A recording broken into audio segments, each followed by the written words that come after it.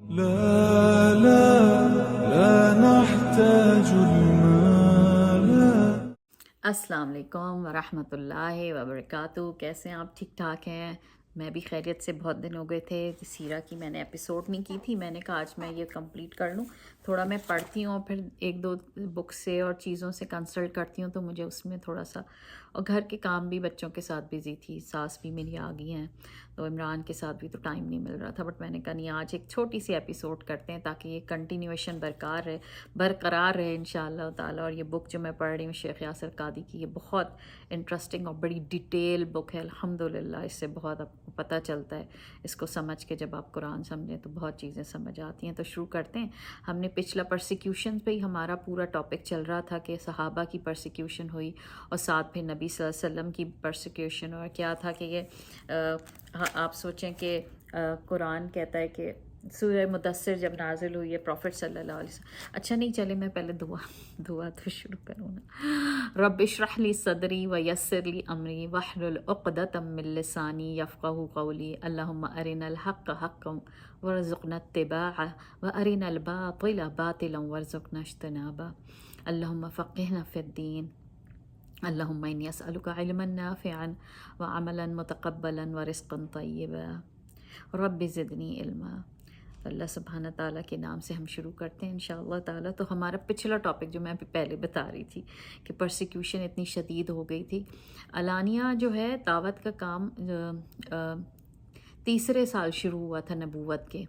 اور پھر اس وقت سورہ مدثر، جب سورہ مدثر کی شروع ہوئی ہے تنزیل، تو اس وقت اللہ سبحانہ تعالیٰ نے نبی صلی اللہ علیہ وسلم، ہاں میری بیٹی کیا کہہ رہی ہیں، ایک منٹ میں سن لوں اپنی بیٹی کی بات.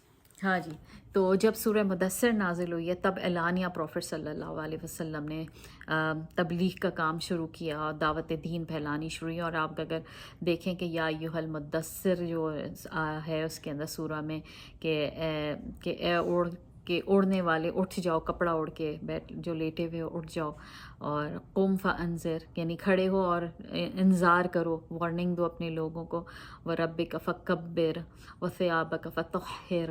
اس طرح کی پوری آیتیں ہیں، بڑی اچھی سی یہ آیتیں اگر آپ پڑھیں نا، 4-5 شروع کی جو 8 آیتیں اس کے اندر. پھر اس کے بعد پروفیسر صلی اللہ علیہ وسلم نے جب اعلانیہ شروع کرا تھا تو اس کے بعد اتنی پرسیکویشن بڑھ گئی تھی، اتنی زیادہ مسلمانوں کے ساتھ تکلیف کا موقع وہ شروع ہو گیا تھا کہ ایک موقع پہ پھر جب آئی تھنک 25 سے 30 صحابہ جو تھے لوگ مسلمان ہو گئے تھے، تو پھر نبی صلی اللہ علیہ وسلم نے کہا کہ جب یہ برداشت کے ختم ہو گیا ہے، آئی تھنک 5واں سال تھا نبوت کا، رجب کا مہینہ تھا، تو نبی صلی اللہ علیہ وسلم نے صحابہ کو اجازت دی کہ آپ لوگ جائیں اور ہجرت کریں. اور اس کا ذکر ہجرت کا میں یہ دیکھ رہی تھی کہ اس میں یہ ہے کہ ہجرت کا اس میں نبی قرآن میں بھی پروفٹ صلی اللہ علیہ وسلم نے سورہ زمر کی جو ان کے اوپر وحی اتری تھی اس کے اندر بھی اجازت اللہ سبحانہ تعالیٰ نے دی ہے کہ یا اس کے اندر یہ جو آیت ہے نا سورہ زمر کی آیت نمبر 10، یہ میں آپ کو پڑھ کے بتاتی ہوں. اعوذ باللہ من الشیطان الرجیم، بسم اللہ الرحمن الرحیم. قل، اے نبی کہہ دیجئے، یا عبادی الذین آمنوا اتقوا ربکم، کہ اے ایمان والے میرے بندوں اپنے رب سے ڈرو. للذین احسنوا فی ہذہ الدنیا حسنہ، جو اس دنیا میں نیکی اور عمل کرتے ہیں ان کے لیے ہمیشہ یقیناً نیکی کا بدلہ ہے. وارض اللہ واسعہ، اور اللہ کی زمین بے حد کشادہ ہے. انما یوفی الصابرون اجرہم بغیر حساب، اور صبر کرنے والوں کو ہی ان کا پورا اجر دیا جاتا ہے. تو اس کے متعلق ہے کہ اگر آپ جس ملک میں رہ رہے ہیں وہاں ایمان اور آپ کے تقوی اور آپ کی عبادت کے راہ میں مشکلات ہو جائیں اور آپ کو وہاں پہ قربانی دینی پڑ رہی ہے اور صبر کی بھی ضرورت ہے، تو صابرین کی فضیلت بھی بتائی گئی ہے اور ان کو پورا کہا گیا ہے کہ آپ جو ہے نا، یعنی اس بات کی طرف اشارہ ہے کہ اگر اپنے وطن میں ایمان اور تقوی پر عمل مشکل ہو جائے تو وہاں رہنا پسندیدہ نہیں ہے، بلکہ وہاں سے ہجرت اختیار کر کے ایسے علاقے میں چلے جانا چاہیے جہاں انسان احکام الہی کے مطابق زندگی گزار سکے اور جہاں ایمان اور تقوی کی راہ میں رکاوٹ نہ ہو. تو یہ جو ہے نا، یہ آیت بھی اس کا مطلب ہے کہ ہجرت کی طرف اشارہ کرتی ہے، سورہ زمر کی آیت نمبر 10. تو نبی صلی اللہ علیہ وسلم نے پھر کچھ صحابہ کو کہا کہ آپ لوگ ہجرت کر جائیں ابسینیا کی طرف. ابسینیا جو ہے ایکچولی کرنٹ نیم جو ہے اس کا ایتھوپیا ہے. یہ تو آپ نے بہت زیادہ سنا ہوگا، ایتھوپیا. اور رجب کے مہینے کے اندر یہ پہلی ہجرت ہوئی تھی، جس کے اندر 5th ایئر آف دعوت تھا یہ، اور نبی صلی اللہ علیہ وسلم نے تمام ان کو کہا کہ ابسنیا چلی جائیں، کیونکہ یہاں کی زمین، مکے کی زمین جو ہے وہ آپ لوگ کے لیے بہت مشکل ہوتی جا رہی ہے. ٹھیک ہے. اور وہاں کا جو بادشاہ تھا نجاشی اس کا نام تھا، اور وہ ایک جسٹ رولر ہے. تو یعنی پریکٹس کے لیے ایک جسٹ رولر کی کیا پہچان ہوتی ہے کہ وہ آپ کو آپ کی مذہبی فریڈم دے دے. آپ کی مذہبی فریڈم جہاں آپ کو مل رہی ہے تو اس کا مطلب ہے کہ وہ رولر اچھا ہے. تو اس لیے پروفیٹ صلی اللہ علیہ وسلم نے ان کو کہا کہ آپ لوگ جائیں اور اب ہجرت کریں اس کے بعد. ٹھیک ہے. اس کے بعد کیا ہوا؟ پروفیٹ صلی اللہ علیہ وسلم نے اس میں 12 آدمی، کچھ 16 لوگ بھی کہتے ہیں، جس کے اندر 12 آدمی 4 عورتیں ہیں، اور کچھ 17 بھی کہتے ہیں، جس میں کہتے ہیں کہ 12 صحابی اور 5 صحابیات تھیں جو یہ لوگ ہجرت کر کے گئے تھے. اور اس کے اندر آپ سب سے بڑی بات یہ سمجھیں کہ ہجرت کرنا آسان کام نہیں ہے. اب میں شہر میں رہ رہی ہوں نا، میں نے گھر کئی دفعہ میں نے کینیڈا میں بھی چینج کرے ہیں، دبئی میں تو بہت دفعہ میں نے دبئی میں بھی چینج کرے. آپ بالکل اتنا، ابھی میں 8 سال سے اس گھر میں رہ رہی ہوں، اگر مجھے کہنا کہ شفٹ ہو جاؤ، میں سوچتی ہوں 10 دفعہ کہ اللہ مجھے کیسے میں اٹھا کے اور لے کر جاؤں گی. کوئی آسان نہیں ہوتا ہے. تو جو جہاں پر پیدا ہوا، وہ جہاں اس کو ایک گلی محلہ، وہاں اس کے رشتہ دار ہیں، اس کا خاندان ہے، اس کا بزنس ہے، اس کی ساری زندگی وہاں پر ہے. اور آپ کو پتہ ہے ٹرائبل سسٹم تو ویسے ایک بہت، حضور صلی اللہ علیہ وسلم کے قبائلی علاقوں کے اندر اس زمانے میں اہمیت ہی یہی تھی، آپ کی سیکیورٹی سیفٹی یہی تھی کہ آپ ایک ٹرائبل سسٹم کے ساتھ رہ رہے ہیں. اور جب تک آپ ایک ٹرائبل سسٹم کے ساتھ اٹیچ ہیں، کوئی آپ کو ہاتھ نہیں لگا سکتا.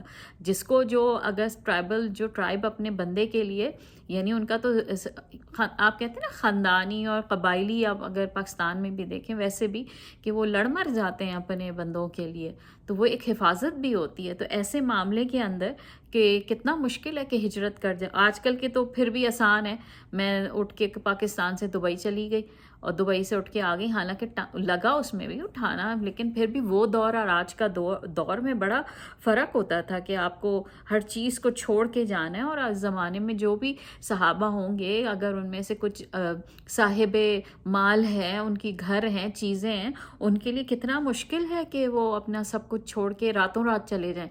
آپ کا کوئی گھر بھی نہیں خریدے گا، آپ کی کوئی گاڑی بھی، اس زمانے میں تو خیر اونٹ اور یہ حساب تھے، تو آپ کے لیے ایزی نہیں ہے کہیں سے جانا. آپ سوچیں کہ ان حالات کے اندر جو ہے صحابہ نے وہاں پہ ایتھوپیا یعنی کہ ابسینیا وہ لوگ ہجرت کر کے گئے ہیں. اور یہ 12 لوگ تھے جن کے نام بھی میں آپ کو بتاتی ہوں، جس میں سب سے بڑے تو حضور صلی اللہ علیہ وسلم کے داماد تھے عثمان بن عفان، اور حضور صلی اللہ علیہ وسلم کی جو بیٹی ہیں رقیہ وہ تھے. اس کے علاوہ عثمان بن معزون تھے، عبد الرحمن بن عوف تھے، زبیر بن عوام تھے، مصعب بن عمیر تھے، جعفر بن ابی طالب تھے، ابو سلمہ، ام سلمہ، یہ سب تھے. جہش ابن ریاب تھے، عبداللہ ابن جہش تھے، ابو حذیفہ ابن عطاہ تھے، اور سہالہ بنت سہیل تھے، عمر بن ربیعہ تھے، اور لیلہ بنت حتمہ تھیں. یہ ساروں جو تھے نا، ان سب نے، یہ تب قریشی لوگ تھے ان سب نے، اور یہ دے آر نوبل پیپل، یہ ایک اچھی معاشرے میں عزت رکھنے والے لوگ تھے. انہوں نے ہجرت کری تھی اس وقت. آپ سوچئے، لیکن سلیوز تو کوئی ہجرت کر ہی نہیں سکتے تھے. نہ بلال ابن رباح جا سکتے تھے، نہ آپ کو پتہ ہے کہ ہم نے پچھلے پڑھے ہیں کافی سارے جو ظاہر سی بات ہے، سلیو تو اپنے آقا کا غلام ہے، اس کی اجازت کے بغیر گھر سے ہی نہیں نکل سکتا. تو آپ سوچیں یہ سارے نوبل مین تھے اور انہوں نے ہجرت کی تھی. تو سمجھیں 26 سے 30 لوگ تھے ٹوٹل جو اسلام لائے تھے، اور ان میں سے یہ 16 یا 17 لوگ جو ہیں انہوں نے ہجرت کری. اور اس وقت ڈیٹیل یہ آتی ہے کہ جو اس وقت کا جو کرایہ تھا وہ ½ دینار ہوتا تھا. 7 دینار 10 درہم کے اس وقت برابر تھے. تو 2 لوگوں کا جو کرایہ تھا نا وہ 1.5 درہم تھا. ٹھیک ہے. اور انہوں نے پھر راتوں رات یہ لوگ جو ہیں نکلیں اور یہ جدہ پہنچیں، اور جدہ سے یہ لوگ پھر جو ہے نا جو شعیبہ کی پورٹ ہے وہاں سے یہ لوگ گئے ہیں کشتیوں میں بیٹھ کے. جدہ کے پاس ہی ساحل ہے نا، مکہ کے پاس تو کچھ بھی نہیں ہے. تو یہ لوگ پھر وہاں سے یہ لوگ اقصوم گئے تھے. اقصون ابسینیا کی جو جگہ ہے وہاں پر انہوں نے ہجرت کی تھی، اور یہ لوگ وہاں پہنچے تھے. اور سمجھیں مکہ سے آپ کو اندازہ ہے، عمرہ آپ لوگ کرتے ہو تو اندازہ لگا لیں کہ کتنا سفر ہوگا. اور جدہ سے جو جدہ سے اقصوم کا ہوگا میرے خیال میں 2 दिन का टोटल ये पूरा होगा समझे मक्का से, तो ये लोग सारे वहाँ चले गए थे। अच्छा, इनके ये तो चले गए थे, और एक सबसे ज़्यादा इम्पॉर्टेंट था कि हज़रत अबू बकर जो हैं उन्होंने भी सोचा था कि मैं भी कर लूँ, ये तो मेरे लिए भी है कि मैं भी हिजरत कर लूँ।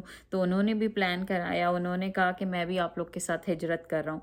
लेकिन जब क्या हुआ कि वो हिजरत करने का पूरा कर रहे थे तो उनको मिल गए उनके ट्राइब से हट के एक और ट्राइब के जो थे चीफ्टन थे, वो उनको मिल गए। जैसे हर एक ट्राइब का एक चीफ होता है, तो वो चीफ मिले उनको। उनका नाम था मालिक बिन दगीना। उनकी बहुत अच्छी रिलेशनशिप थी इनके साथ ना, वर्किंग रिलेशनशिप थी अबू बकर के साथ। और जब आपकी एक अच्छी वर्किंग रिलेशनशिप होती है तो आपकी बहुत एक दूसरे का आप ख्याल, और हज़रत अबू बकर जैसी शख्सियत तो उनके साथ तो वाकई हर कोई भी पसंद करता होगा। तो उन्हें पता चला, उन्होंने ये उनकी जब स्टोरी सुनी तो वो आए अबू बकर के पास और उनसे कहा कि आप क्यों जा रहे हैं, आप जैसा बंदा मक्का छोड़ के नहीं जा सकता।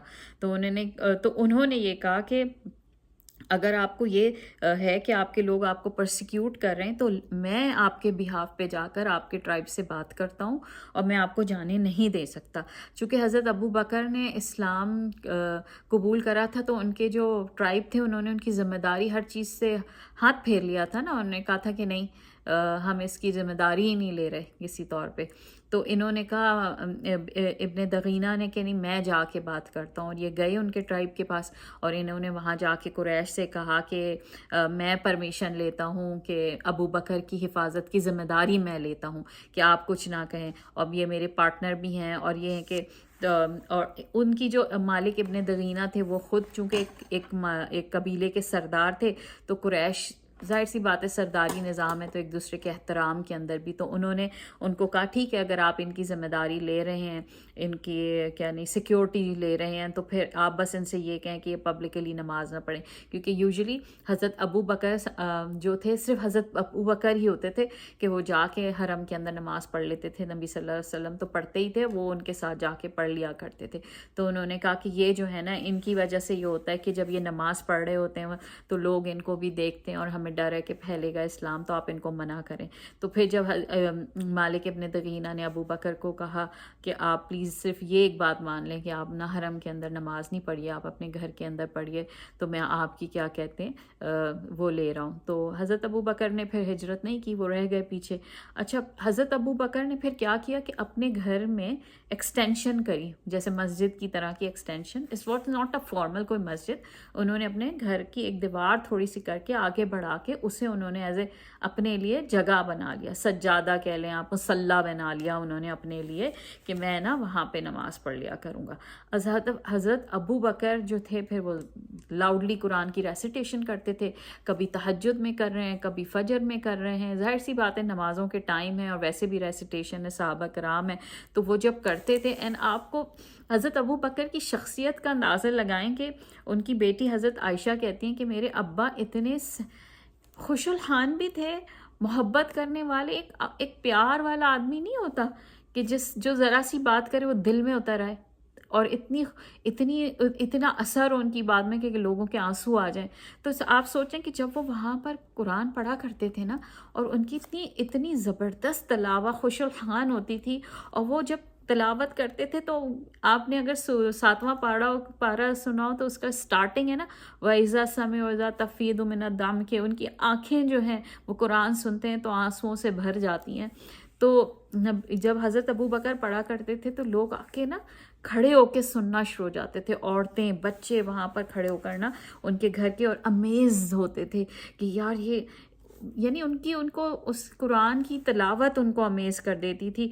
तो वो कहते हैं कि उन्होंने उसके अंदर अपने घर के अंदर पढ़ते रहे, वहीं पे नमाज पढ़ते रहे, लेकिन वो इम्पैक्ट होना शुरू हो गया था कुरैश के ऊपर कि ये क्या लोग खड़े हो रहे हैं सुन रहे हैं। तो उन्हें ये डर था कि ये तो इतनी इसकी घर के बाहर लोग खड़े होकर सुन रहे हैं, तो इस तरह तो और लोग भी इस्लाम कबूल ले आएंगे। तो उन्होंने कुरैश ने फिर मैसेज भेजा उसको جو چیفٹن تھا مالک ابن دغینہ کو کہ بھائی آپ آئیں، تو وہ جب ان کے پاس آئے تو انہوں نے کہا کہ اس کی وجہ سے ہمارے یہاں معاشرے کے اندر پھر انتشار پھیل رہا ہے، لوگوں کے اندر ڈسٹریبیوشن ہو رہی ہے، ڈویژن ہو رہی ہے، کیونکہ یہ بہت زور زور سے کیا کہتے ہیں قرآن پڑھتا ہے اپنے گھر میں، اور یہ ہمیں قبول نہیں ہے، تو آپ اسے کہیں کہ یا تو یہ قرآن پڑھنا بند کر دے بالکل، اور یہ پھر آپ جو ہے نا اپنی پروٹیکشن لے لیں اس سے واپس، یعنی آپ اس کی جو گارنٹی آپ نے لی ہے آپ اس سے واپس لے لیں۔ تو پھر اس پہ کیا ہوا کہ یہ جو مالک ابن دغینہ تھا یہ پھر حضرت ابو بکر کے پاس گیا، اور اس نے حضرت ابو بکر سے کہا کہ آپ کی میں نے وہ لی ہوئی ہے، سیکیورٹی لی ہوئی ہے آپ کے قبائلوں سے اور قریش سے کہ آپ نہیں پڑھیں گے، لیکن آپ گھر میں بھی بہت زور سے پڑھ رہے ہیں تو اس سے ان کو انتشار پھیلنے کا خدشہ ہو رہا ہے، تو آپ پلیز اسٹاپ ریسائٹنگ۔ اس پہ نا پھر کیا ہوا کہ اس پہ حضرت ابو بکر نے کہا ابن دغینہ کو کہ یہ لو اپنی کیا کہتے ہیں جو تم نے میری سیکیورٹی لی ہوئی ہے نا ضامن، واپس لے لو، مجھے نہیں چاہیے کسی کی بھی سیکیورٹی، میرے لیے میرا اللہ ہی کافر ہے۔ تو انہوں نے اس کو واپس کر دیا تھا۔ تو اس کا مطلب ہے کہ پھر ان کے پاس کوئی کسی قبائل کی کسی یعنی وہ جو ایک سیکیورٹی کا ہوتا ہے نا کہ میں اس کو ضمانت لی جاتی ہے، وہ ختم ہو گئی تھی، آل وہ بالکل اکیلے ہو گئے تھے۔ اسی کے معاملے میں اگر آپ کو پتہ ہے کہ ایک دفعہ ایک انسیڈنٹ تھا جس کے اندر نبی صلی اللہ علیہ وسلم کے اوپر چڑھ کے وہ جو تھا، میں نے آپ کو بتایا تھا کہ ایک عتبہ تھا جو ان کے گلے کے اندر وہ پھنسا رہا تھا، تو آ کے ابو بکر نے بچایا تھا نبی صلی اللہ علیہ وسلم کو، اور اس کو دھکا دیا تھا کہ ہٹو، تم یہ خالی ایک شخص کو اس لیے ختم کرنا چاہتے ہو کہ وہ صرف یہ کہہ رہا ہے کہ اللہ ایک ہے۔ تو اس پہ انہوں نے پھر ابو بکر کی بہت تشدد کیا تھا ان کے اوپر، کہتے ہیں اتنا تشدد کیا تھا کہ وہ بہت عرصے تک گھر کے اندر بیمار پڑے رہے تھے، تو وہ اسی وجہ سے تھا کہ سیکیورٹی ان کی ختم کر دی گئی تھی، یہ وجہ ہوئی تھی۔ اچھا، اب پروفٹ صلی اللہ علیہ وسلم نے کیوں سجیسٹ کیا تھا ایتھوپیا جانا؟ ایک تو دیکھیں ہر نان مسلم ملک جو ہے نا وہ ایکولی نہیں ہوتا ہے، دے آر ناٹ، کچھ نان مسلم ملک اچھے بھی ہوتے ہیں اور کچھ مسلم ملک کے اندر آپ کو پریکٹس کرنا مشکل ہو جاتا ہے۔ ابسینیا بھی ایک نان مسلم ملک ہے اور مکہ بھی نان مسلم ملک ہے، لیکن آپ دیکھیں کہ مکہ کے اندر مسلمان پریکٹس ہی نہیں کر سکتے تھے، لیکن ابسینیا میں چونکہ نجاشی تھا، نیگس انگلش میں کہتے ہیں، جو نیگس تھا نا اس نے الاؤ کیا ہوا تھا فریڈم آف ریلیجن، اس نے دی ہوئی تھی لوگوں کو، تو اس لیے نا نبی صلی اللہ علیہ وسلم نے ہجرت کے لیے ابسینیا کو لوگوں کو کہا تھا کہ آپ وہاں اس لیے چلے جائیں کہ وہ آپ کے لیے مذہبی لحاظ سے بہتر ہو جائے گا، وہاں ایزیلی آپ کر سکیں گے۔ اور جو کمپینین پھر یہ لوگ چلے بھی گئے تھے، تو آپ کہتے ہیں کہ جب حضور صلی اللہ علیہ وسلم مدینہ بھی چلے گئے، کافی سال، میرے خیال میں 10-12 سال، میرے خیال یہ کافی عرصہ، میرے خیال میں خیبر کی جنگ کے بعد جو ہے نبی صلی اللہ علیہ وسلم نے جو یہ لوگ گئے ہوئے تھے ابسینیا، انہیں واپس بلایا تھا، اور ان میں سے بھی سب نہیں آئے تھے، کچھ آ گئے تھے، اور باقی تو وہیں رہے، کافی عرصہ وہاں پر رہے وہ لوگ وہاں پر۔ تو 14 سال کہتے ہیں کہ وہ ابسینیا کے اندر رہے ہیں، جو یہاں سے گئے تھے مہاجرین اس وقت، اور کچھ کو انہوں نے جب نبی صلی اللہ علیہ وسلم نے خیبر میں کی جنگ کے بعد بلایا تھا تو کچھ آ گئے تھے، پھر باقی وہاں رہے تھے۔ اچھا، پروفٹ صلی اللہ علیہ وسلم نے ابسینیا کو کیوں لیا؟ کہ جو نیگس تھا وہ ایک اچھا جسٹ رولر تھا، انٹیگریٹی تھی اس کے اندر۔ ابسینیا جو ہے ایک تو ان کا لنک تھا، ٹریڈ لنک بہت تھا مکہ کا اور ابسینیا کا، تو وہ جانتے بھی تھے ایک دوسرے کو، پہچانتے بھی تھے، تو انہوں نے کا ایک فیملیئر، آپ سوچیں کہ کسی ایسی جگہ جانا بہت آپ کو ٹینشن ہوگی جہاں کا آپ کو پتہ ہی نہیں ہے کہ کیا ہے نا، تو ایسی جگہ جہاں پہ آپ کو پتہ ہے کہ آپ کے کاروانز وہاں سے بھی آ رہے ہیں، لوگوں کا تھوڑا آئیڈیا بھی ہے آپ کو کہ کیسے لوگ ہوں گے، تو وہاں ایزی رہتا ہے کہ وہاں پہ جانا کہ ایٹ لیسٹ ایسی جگہ سے کہ جہاں جس کا بالکل بھی نہیں پتہ ہو، تو اس لیے انہوں نے ایتھوپیا کا یہ لیا تھا۔ اور نیگس چونکہ تھا یہ کرسچن بادشاہ تھا، جو نیگس تھا نجاشی تھا، اور کرسچن جو ہے بہرحال اہل کتاب ہیں، ایک مشرک کے اندر اور ایک کرسچن کے اندر کہتے ہیں نا کہ یہود اور جو مشرک ہیں وہ زیادہ ہم سے عناد اور ہم سے انمٹی رکھتے ہیں as compare to Christian also has some sort of softness ہوتی ہے ان کی ٹورڈز اسلام۔ اس کا آپ مظاہرہ بھی دیکھ لیں کہ اگر آپ دیکھیں یہ جو غزہ کی ہم جنگ دیکھ رہے ہیں، غزہ کی جنگ کے اندر کتنے کرسچن کھڑے ہیں، آپ دیکھیں کتنے بڑے بڑے مظاہرے ہو رہے ہیں باہر نان مسلم ملکوں کے اندر. تو وہ یہ بات نہیں ہے کہ ہر کرسچن ہی خراب ہوگا. کرسچنز جو اچھے کرسچن ہیں جن کے اللہ نے دل تھوڑے بہتر رکھے ہیں وہ اسٹل مسلمانوں کا ساتھ دیتے ہیں. تو یہ جو ہے نا and they are from the same, کہ وہ بھی کہتے یہی ہے نا کہ وہ upon hearing the prophet message پہ جب میسج سنایا تھا نجاشی کو تو اس نے کہا تھا کہ یہ تو ایک ہی سورس سے بات آ رہی ہے جو تم میسج کر رہے ہو اور جو ہم نے موسیٰ سے سنی تھی. یعنی اس کانٹیکسٹ میں کہ ہم نے دیکھا کہ یہ تمام جو ہیں اہل الکتاب کے لحاظ سے, اس میں سے یہود کو آپ پھر بھی مائنس کر دیں. اچھا اس کے بعد کیا ہوا, وہ وہاں پر رہنے لگ گئے سارے. 3 مہینے رہے ہیں.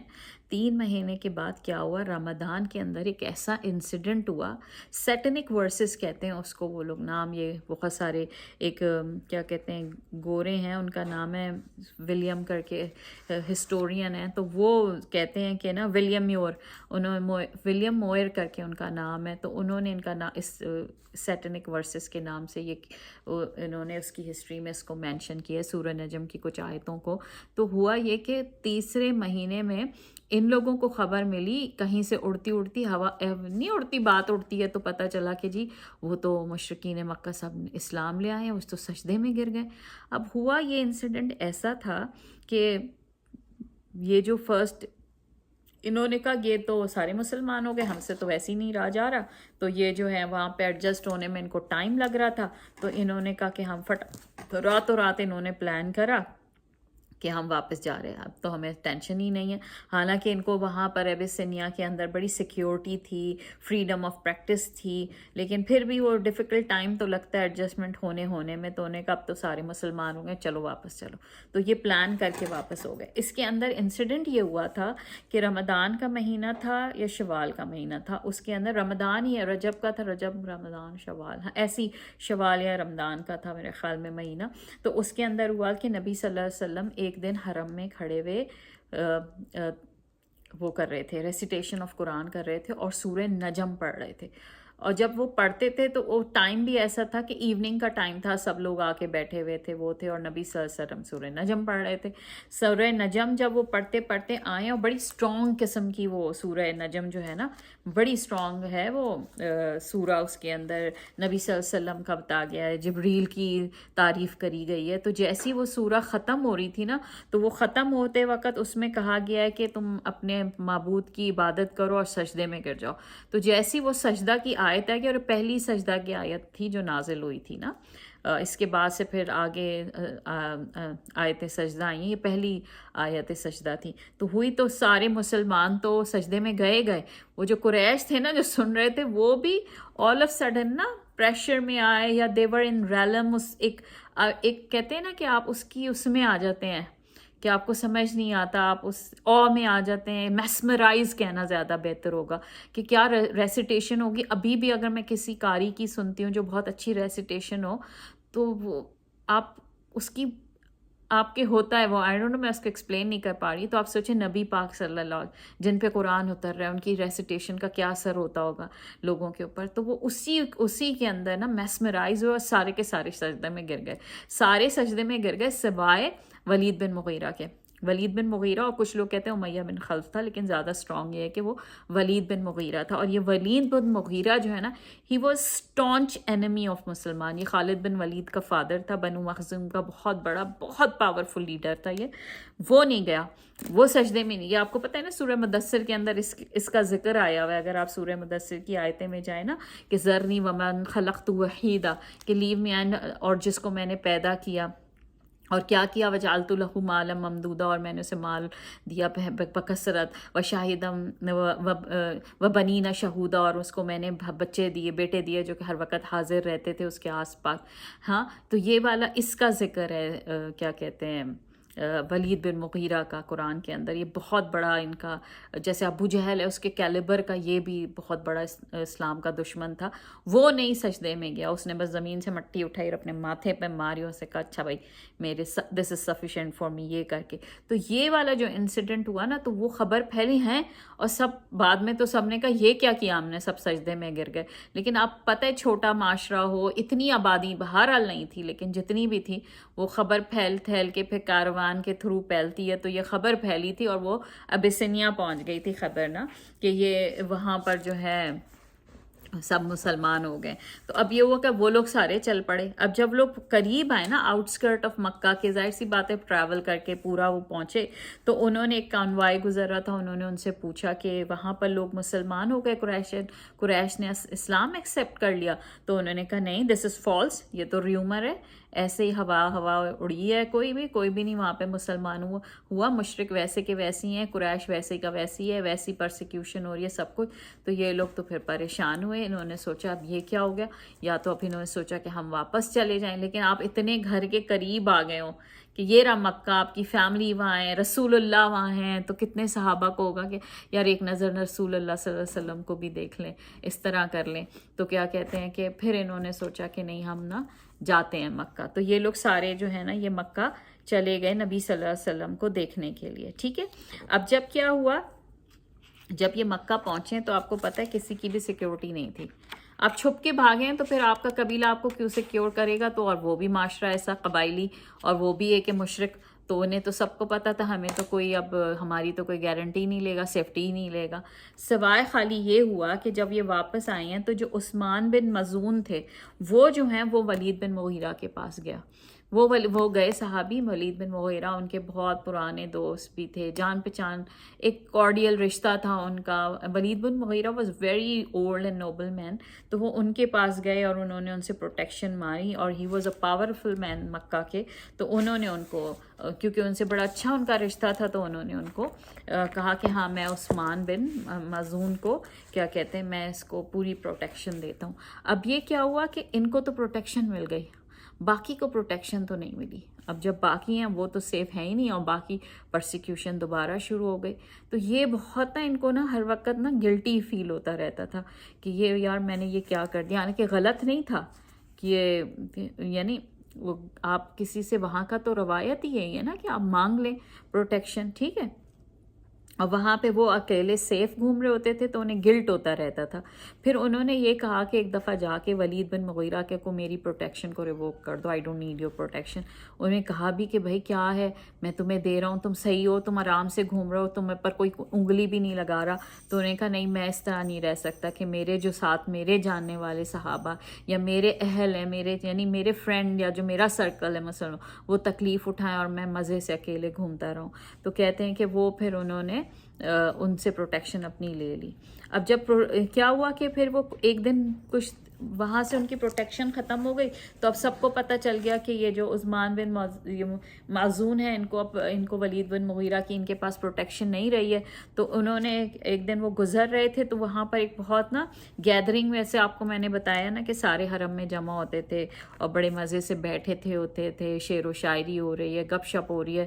تو ایک لبید نام کا نا بہت ٹیلنٹڈ پوئٹ آیا ہوا تھا وہاں پر اس گیدرنگ کے اندر. تو یہ وہیں بیٹھ گئے اور وہ وہاں پر پوئٹری سنا رہا تھا. اور وہ پوئٹریز کہتے ہیں کہ پروفیٹ صلی اللہ علیہ وسلم نے کہا ہے کہ جب انہوں نے سنی تھی تو انہوں نے اس کے کچھ شعر کو کہا تھا کہ وہ بہت زیادہ نا اس پوئٹ نے سچی بات کری ایک دو اس کے اشعار کو. تو جب وہ کہنے لگا نا، اس نے ایک دو بات میں کہا کہ ایک شعر اس نے پڑھا کہ اللہ کے علاوہ ہر چیز کفر ہے، ہر چیز کفر ہے. تو اس پہ عثمان بڑا ان سے امپریس ہو گیا. اس نے کہا صدقتا. انہوں نے حضرت عثمان بن مؤذن نے کہا کہ صدقتا یعنی تو نے بالکل صحیح کہا. تو وہ بڑا وہ ہوا کہ یار میری شاعری کو پسند کیا جا رہا ہے. پھر اس نے آگے یہ کہا کہ دنیا کا ہر پلیجر، ہر نعمت جو ہے وہ فانی ہے. جب اس نے یہ بولا شعر تو اس پہ انہوں نے کہا کذبتا. تو انہوں نے کہا یہ کذبتا کیوں؟ کذبتا کا مطلب ہے کہ تم نے جھوٹ بولا، یو ہیو لائڈ. تو اس پہ نا وہ کیونکہ پھر انہوں نے کہا کہ تم نے یہ کیوں کہا؟ تو انہوں نے کہا جو جنت ہے نا وہ ہمیشہ رہے گی. یعنی ہم جنت جب ختم ہو جائے گی دنیا اور حساب ہو جائے گا تو وہ ایک ایسی نعمت ہے جنت کہ وہ ہمیشہ رہے گی. تو اس پہ جو ہے نا اسے تو بڑا برا لگا کہ اس نے اس کو مجھے غلط اور مجھے جھوٹا کہہ دیا. تو اس نے کہا کہ اپنے مہمانوں کے ساتھ تم ایسا کرتے ہو، اس طرح کا بیہیویئر کرتے ہو کہ تم منہ پہ ہمیں جھوٹا کہہ رہے ہو. تو اس نے کہا تو حضرت عثمان نے کہا میں تو بالکل صحیح کہہ رہا ہوں. تو اس پہ یہ ہوا کہ وہ جو بیٹھے ہوئے تھے لوگ، ان میں سے ایک شخص اٹھا اور اس نے حضرت عثمان کو بہت زور کا کہتے ہیں پنچ کیا ہے، فیس پہ تھپڑ مارا ہے کہ ان کی آنکھ کے اوپر لگا ہے اتنا شدید کہ ان کی آنکھ پھٹ گئی اور بلیک آئی ہو گئی تھی ان کی، اتنی شدید ان کو تکلیف ہوئی تھی اور ان کی بلیک آئی ہو گئی تھی. تو اس پہ ان کو بعد میں بھی ولید بن مغیرہ نے کہا بھی تھا کہ میرے نیفیو تم نے کیوں میری پروٹیکشن چھوڑ دی، میرے تم سے اچھا تھا، تعلقات اچھے تھے، میں نے تمہیں دی ہوئی تھی کیا کہتے ہیں لائف کی سیکیورٹی ہر چیز. تو اس میں نا اس پہ حضرت عثمان نے ولید بن مغیرہ کو کہا تھا کہ جو میری یہ چوٹ والی آنکھ ہے نا یہ تو بلیک آئی ہوگی، اور جو صحیح والی آنکھ ہے نا وہ اس آنکھ سے جیلس ہو رہی ہے. وہ کیوں جیلس ہو رہی ہے کہ اس کو پتہ ہے کہ اس آنکھ نے تکلیف اٹھائی ہے تو اس کو نا بلیسنگز ملیں گی، اور وہ جیلس ہو رہی ہے کہ میرے بھی لگ جاتی. تو اس پہ آپ سوچیں کہ ان کا ایمان کا لیول کتنا بڑا ہوتا تھا کہ وہ لوگ ڈرتے نہیں تھے. اس کے علاوہ ابو سلمہ جو تھے نا انہوں نے بھی پروٹیکشن کے لیے کہا تھا. ام سلمہ آپ کو پتہ ہے نا حضور صلی اللہ علیہ وسلم کی پھر ان سے بعد میں نکاح ہوا تھا. تو ابو سلمہ ایکچولی حضور صلی اللہ علیہ وسلم کے کزن تھے، بٹ وہ کزن کس طرح تھے کہ جیسے حضور کی پھپھی ہیں نا ان کے بیٹے تھے، لیکن وہ بنو ہاشم سے نہیں تھے، کیونکہ حضور کی جو پھپھی ہیں ان کی شادی دوسرے قبیلے میں ہوئی تھی. تو وہ جو ظاہر سی بات ہے پھر باپ کے نیم سے ہوتا ہے، تو جو ابو سلمہ ہیں وہ اپنے باپ کا نیم کیری کر رہے تھے، تو لیکن تھے وہ کزنی. تو انہوں نے نا جا کے ابو طالب سے مانگی سیکیورٹی کہ چچا میرے کہ ماموں ہوئے نا ان کے، ہاں ماموں کہ آپ میرے لیے بھی سیکیورٹی کی میں آپ سے ضمانت مانگتا ہوں. تو انہوں نے کہا ہاں کیوں نہیں. تو اس پہ ابو جہل بہت چلایا تھا، اس نے کہا کہ کیسے دے سکتے ہیں، یہ تو ہمارا بنو مخزوم کے ایکچولی تھے ان کے فادر ام سلمہ ابو سلمہ کے. تو انہوں نے کہا یہ ہمارا قبائل والا ہے، تم کون ہوتے ہو اس کے، آپ کون ہوتے ہیں اس کی سیکیورٹی لینے والے، ہمارے قبیلے انہیں تو بہت برا لگا کہ ان کے قبیلے کے کوئی شخص جا کے ادھر سے.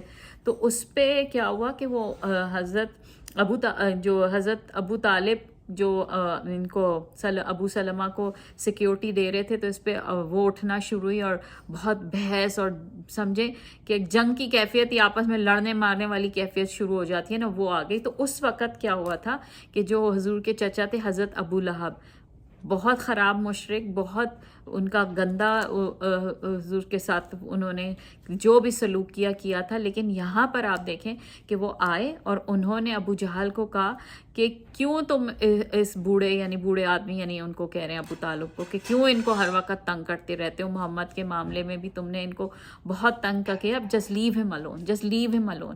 اگر وہ ایک، تو اس پہ ابو طالب نے کہا کہ جب میں ایک نیفیو کا لے سکتا ہوں سیکیورٹی تو میں دوسرے کی بھی کیوں نہیں لے سکتا.